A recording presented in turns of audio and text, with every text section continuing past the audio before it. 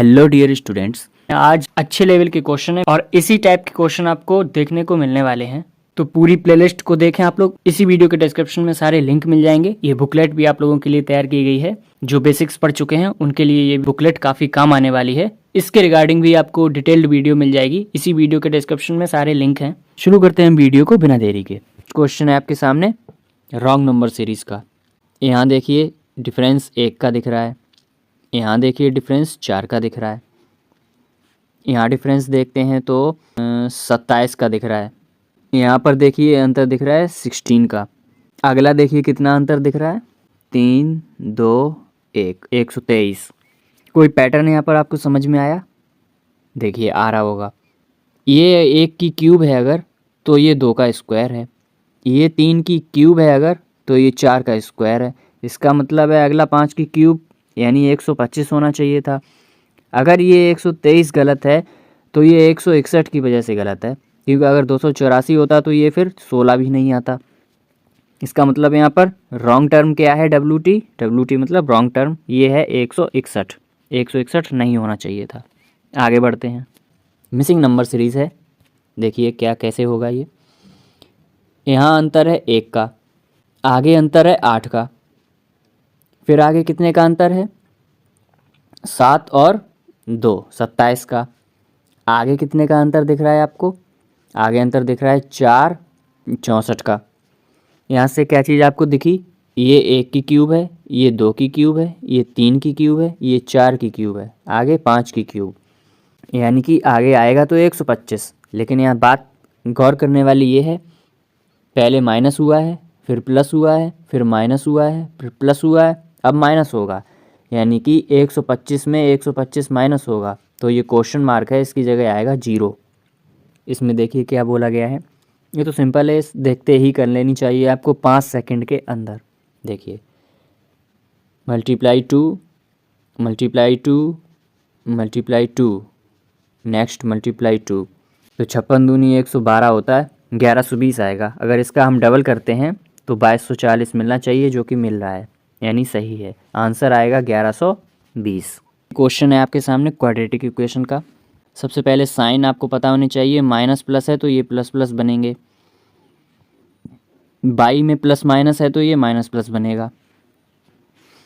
124 के फैक्टर करते हैं। सबसे पहले 124 कैसे लिखेंगे? सबसे पहले 4 कॉमन लेते हैं हम तो ये 31 आएगा। अब 31 आप जानते हैं ये होता है प्राइम नंबर, किसी से कटेगा तो है नहीं, यानी डायरेक्ट फैक्टर बने 31 और 4, 31 और 4। बाई के फैक्टर निकालते हैं 130। 130 के फैक्टर करने हैं, घटाने पर हमें 21 चाहिए, तो इसको हम लिखेंगे 13 और 5 गुणा 2 यानी 10। अब देखिए 26 में 5 माइनस करेंगे तो हमें 21 मिलेगा। 26 और 5 इसके फैक्टर बनेंगे। कंपेयर करते हैं तो 31 जो है प्लस का है वो बाई के दोनों से बड़ा है। 4x का जो है वो बाई के 5 से छोटा है, यानी एक बार ग्रेटर है एक बार लेस है। आंसर इसका बनेगा CND। आगे बढ़ते हैं। देखिए इसमें 256 को हम क्या लिख सकते हैं? 16 × 16 लिख सकते हैं। 16 का मतलब क्या होता है? 2 की पावर 4 और ये 2 की पावर 4, तो कुल मिलाकर कितना हो गया? 2 की पावर 8। ध्यान रखना है मल्टीप्लाई में हमेशा पावर ऐड होती हैं। तो हमें एक चीज़ मिल गई, 256 की जगह हमें लिखना है 2 की पावर 8। ये है 2 की पावर -5, तो हम उसको माइनस कर देंगे क्योंकि बेस 2 और 2 दोनों बराबर हैं। Multiply by x equals to 25 से ये जाएगा 2 बार, ये आएगा 4 × 75। ये आ गया 2 की घात 3। 2 की घात 3 कितना होता है? 8। तो ये हो गया 8x इक्वल्स टू 4 × 75। 4 से ये 2 बार कैंसिल हो गया। x कितना आएगा? 75/2 37.5। ये x की वैल्यू आएगी 37.5। नेक्स्ट क्वेश्चन, 450% ऑफ x कैसे करेंगे इसको? देखिए वैसे तो इसको 450/100 लिखेंगे, x लिखेंगे, डिवाइड बाई 190 है, प्लस में 350/100 है, मल्टीप्लाई में 200/70 है, बराबर में 20 है। अगर इसको एक्सपेंड करेंगे तो इस तरीके से लिखेंगे। हालांकि ऐसा आपको बिल्कुल नहीं करना है एग्ज़ाम में। देखिए ये जाएगा 5 बार, ये जाएगा 20 बार, यानी इधर आया है 1/20 प्लस ये जाएगा 5 बार, ये जाएगा 2 बार। तो यहाँ x/20 प्लस 10 बराबर 20। x/20 बराबर कितना आया, 10 इधर जाके माइनस हुआ 10, तो x बराबर आएगा ये 200। नेक्स्ट क्वेश्चन पे चलते हैं। अब मैं अगर इसको अपने तरीके से करूँगा तो ये दिक्कत हो जाएगी। देखिए मैं तो ऐसे करूँगा, 25 चौका 100 है, यानी इसकी वैल्यु 1 है। आपको भी ऐसे ही करना है, लेकिन यहाँ पूरे सीक्वेंस में मेथड से करूँगा। देखिए ये हो जाएगा 25/1000 मल्टीप्लाई बाई 40 हो जाएगा, प्लस ये हो जाएगा 45/1000 मल्टीप्लाई बाई 80 हो जाएगा, इक्वल्स टू ये हो जाएगा 10x/100। यहाँ से देखिए 100 100 100 बाहर निकल गए, एक जीरो से ये जीरो कटेगा, एक जीरो से ये एक जीरो ये कटेगा। यहाँ 25 चौका 100 आएगा, प्लस 8 पंचे 40, 8 चौक 32, 4 36 आएगा, इक्वल्स टू आएगा 10x। ये हो गया 460 और 10x, तो यहाँ से x कितना आ गया 46। अब करने के इसके बहुत सारे तरीके हैं। नेक्स्ट क्वेश्चन करिए। तो सबसे पहले हम ऐड करेंगे, तो ये आएगा 4 9 2 11 9 3 12 1 13 और 2। इसमें से 1089 माइनस करना है। ये आएगा 5, ये आएगा 2, ये आएगा 2, ये आएगा 1, यानी कि 1225 आया है इस तरफ। बराबर में चल रहा है 5x। अच्छा यहाँ माइनस क्या होगा, माइनस होगा ये पूरा टर्म, यानी कि ये कितना है, ये है 160 प्लस 10 70।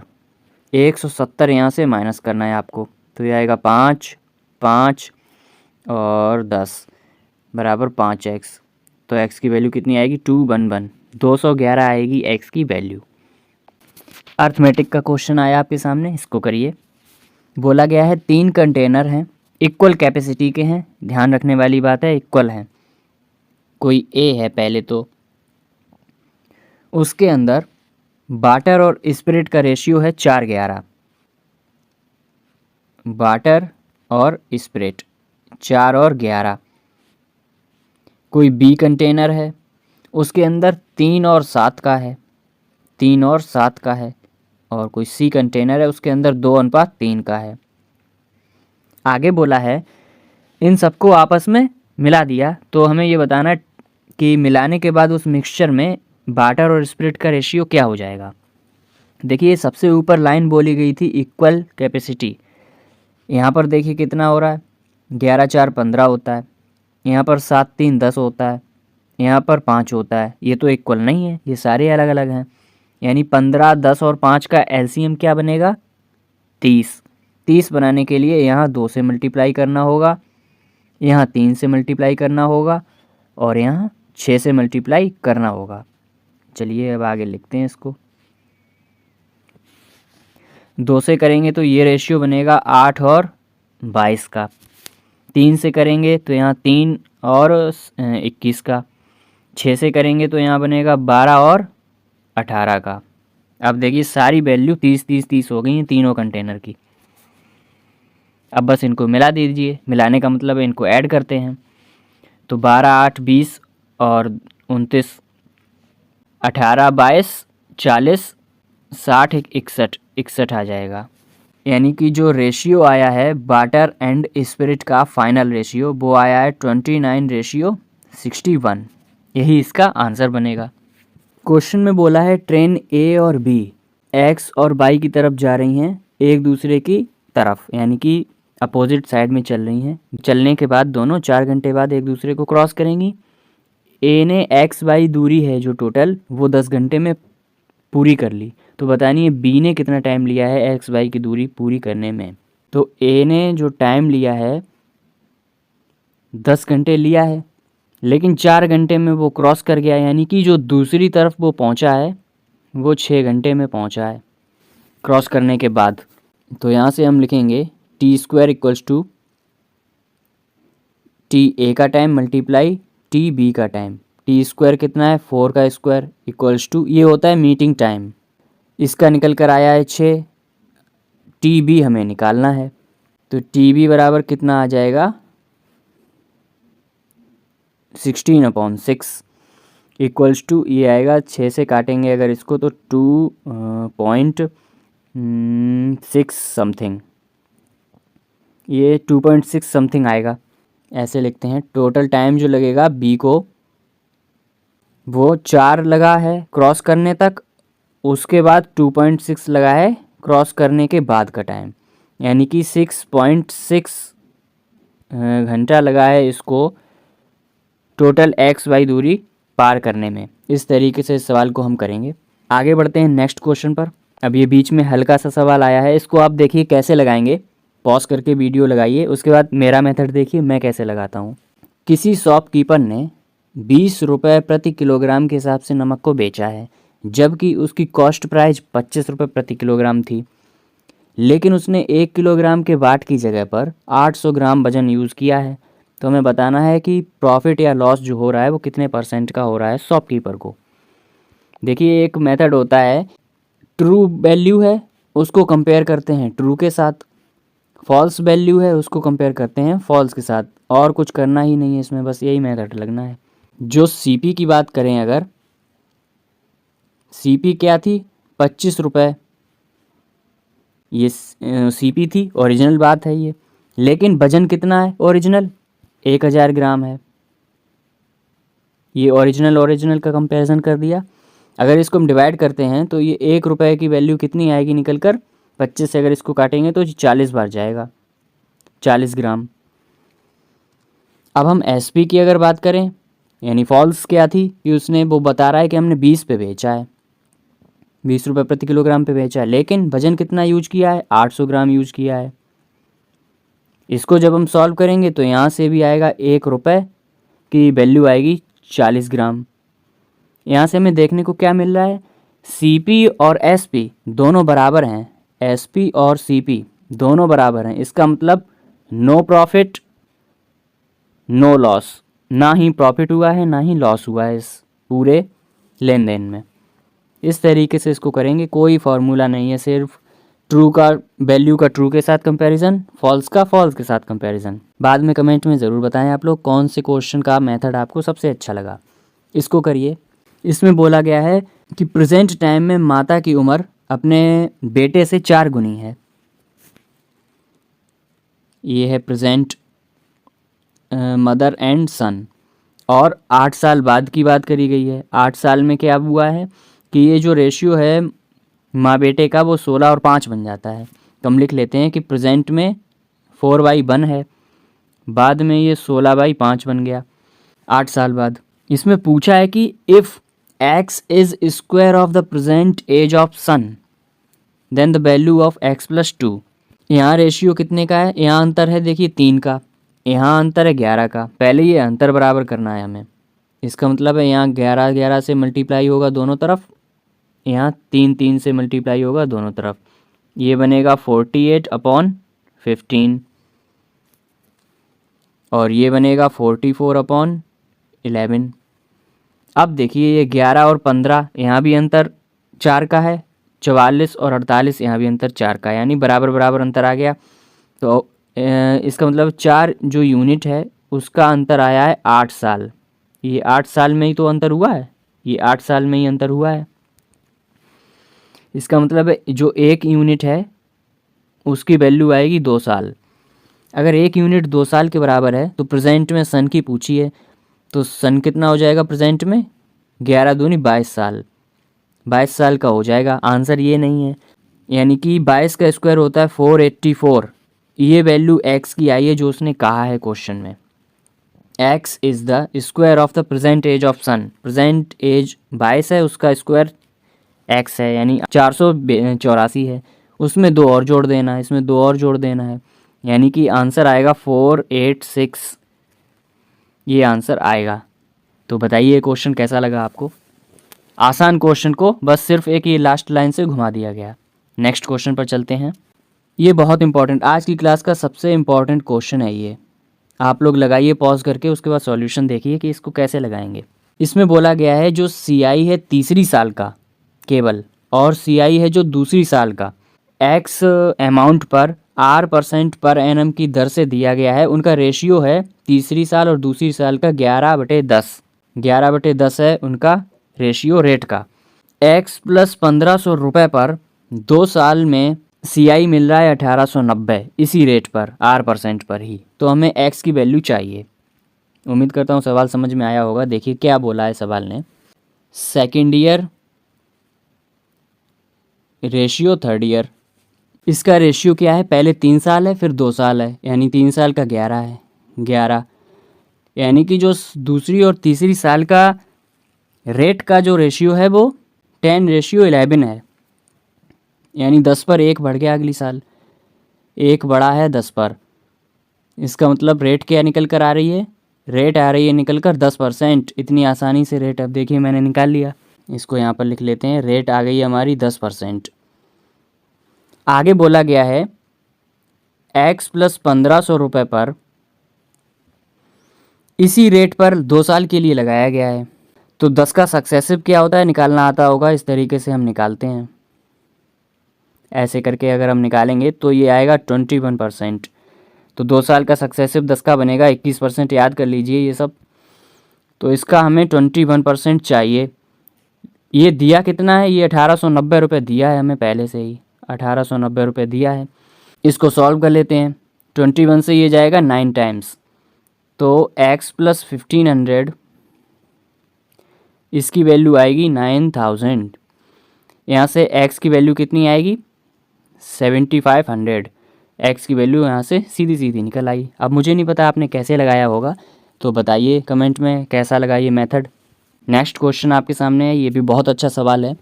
बोला गया है कि कोई आदमी है वो 1/4 1/4 जर्नी बाइक से कर रहा है, जबकि बची हुई यानी कि 3 पार्ट बची है। ये 3 पार्ट जर्नी वो कर रहा है कार और टैक्सी से, लिखा हुआ है। रेशियो है 3:2, 3:2 से कर रहा है। बोला गया है कंप्लीट जो जर्नी कर रहा है वो, उसमें टोटल उसे 4 घंटे का टाइम लग रहा है टोटल जर्नी में। और ये भी कहा गया कि कार से जो दूरी चली है वो 18 किलोमीटर है, यानी कि 3 रेशियो की वैल्यू हमसे 18 कही है। 3 की 18 यानी 1 की 6 है, तो 2 की हो जाएगी 12। ये टोटल कितनी आ गई कार और टैक्सी से, ये आ चुकी है 30 किलोमीटर। 30 किलोमीटर चला है कार प्लस टैक्सी से। पूछा गया है एवरेज स्पीड क्या है पूरी जर्नी का। तो देखिए यहाँ पर 30 निकल कर आया है कार और टैक्सी। अगर 3 पार्ट की वैल्यू 30 आई है तो 1 पार्ट की वैल्यू कितनी आएगी 10 किलोमीटर, यानी कि जो 1/4 था 1/4 था, यानी 1 किससे चला था बाइक से, यानी कि जो बाइक से चला है वो 10 किलोमीटर चला है। अब हमें पता है एवरेज स्पीड फार्मूला क्या होता है, total distance upon total time. Total distance कितनी हुई 10 किलोमीटर बाइक, 30 किलोमीटर कार और टैक्सी, यानी कि टोटल 40 किलोमीटर चला है। टोटल टाइम कितना ले रहा था जर्नी में, 4 घंटे ले रहा था, यानी कि 10 किलोमीटर पर घंटा। ये एवरेज स्पीड आएगी इस पूरे ट्रैवलिंग में। लास्ट क्वेश्चन है आज का। इसमें देखिए क्या बोला गया है, 1 किलोग्राम कोई मेटल है जिसमें 25% जिंक है, बचा हुआ कॉपर है। ठीक है, इसको हम मिक्स करते हैं। 5 किलोग्राम का कोई मेटल है जिसके अंदर 40% जिंक है, बचा हुआ कोई अदर मेटल है पी। तो इसको देखिए हम लिखते हैं कैसे, कॉपर, जिंक और मेटल पी। पहले बात करते हैं हम 1000 ग्राम की। 1000 ग्राम यानी 1 किलोग्राम में, इसमें क्या बोला गया है, जिंक 25% है, यानी कि 250 ग्राम जिंक है। बचा हुआ 750 ग्राम क्या होगा, कॉपर होगा। इसके अंदर पी मेटल है ही नहीं। नेक्स्ट 5 किलोग्राम की बात की गई है, यानी कि 5000 ग्राम की बात की गई है। इसके अंदर क्या बोला गया है, 40% जिंक है, यानी कि 5000 का 40% निकालेंगे तो ये आएगा 2000। इसमें 2000 जिंक है। इसके अंदर कॉपर नहीं है, कोई पी एलिमेंट है, यानी इसमें कॉपर 0 है। बचा हुआ 3000 वो पी है। इन सबको ऐड करते हैं क्योंकि फाइनल हमसे पूछा है, तो ये आएगा 750:2250:3000। इसको जब हम कट करेंगे 25 से इसको कट करते हैं ये जाएगा 3, ये जाएगा 9 और ये जाएगा 12, यानी कि 1:3:4 ये रेशियो निकल कर आएगा फाइनल किसके अंदर। अब जो भी सीक्वेंस दिया है उसमें लगा सकते हैं आप, zinc copper metal, zinc copper और मेटल पी। तो जिंक कितना आया हमारे हिसाब से 3, कॉपर कितना आया हमारे हिसाब से 1 और पी मेटल कितना आया 4, ये रेशियो निकल कर आएगा। इस तरीके से इसको हम करेंगे। तैयारी करते रहें, ध्यान रखें अपना, सपोर्ट करें। बाय।